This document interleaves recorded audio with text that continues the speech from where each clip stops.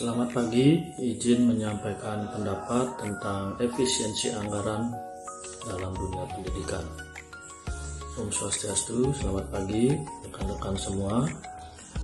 Efisiensi anggaran dalam sektor pendidikan adalah upaya untuk mengelola sumber daya keuangan secara lebih efektif dan tepat guna untuk mencapai tujuan pendidikan yang maksimal. Dampaknya bisa sangat beragam, baik positif maupun negatif, tergantung pada bagaimana efisiensi tersebut diterapkan. Jika diterapkan dengan bijak, efisiensi anggaran dapat membawa manfaat sebagai berikut. Peningkatan kualitas pengelolaan dana. Efisiensi mendorong pemerintah dan institusi pendidikan untuk lebih transparan dan akuntabel dalam penggunaan anggaran. Ini dapat mengurangi pemborosan dan penyalahgunaan dana, memastikan bahwa setiap rupiah benar-benar digunakan untuk tujuan pendidikan. Prioritas kebutuhan. Dengan efisiensi, alokasi anggaran dapat diprioritaskan pada kebutuhan inti yang paling mendesak seperti pelatihan guru, pengembangan teknologi pembelajaran, dan pengadaan bahan ajar yang relevan. Hal ini dapat meningkatkan kualitas pengajaran dan pembelajaran. Optimalisasi sumber daya.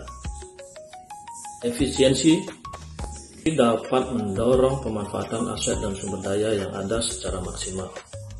Contohnya, digitalisasi pendidikan dapat mengurangi biaya cetak dan pengadaan buku fisik, atau pemanfaatan sumber daya lokal seperti kebun sekolah sebagai laboratorium alam dapat menekan biaya operasional. Inovasi dan kreativitas.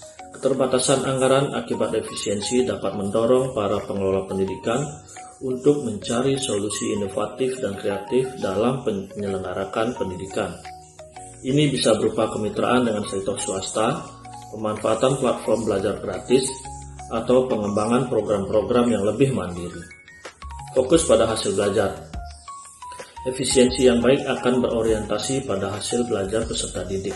Artinya setiap pengeluaran harus memiliki dampak yang jelas terhadap peningkatan kompetensi siswa dan guru.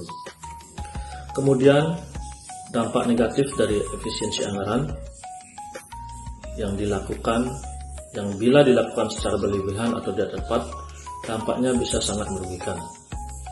Contohnya, penurunan kualitas pendidikan. Pemotongan anggaran yang tidak terencana dapat mengakibatkan penurunan kualitas guru, misalnya pemecatan guru honorer, fasilitas pendidikan yang tidak memadai, dan kurangnya sumber daya belajar. Peningkatan angka putus sekolah.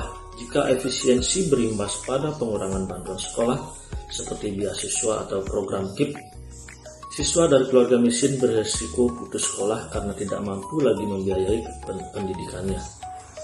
Kesulitan akses pendidikan di daerah terpencil.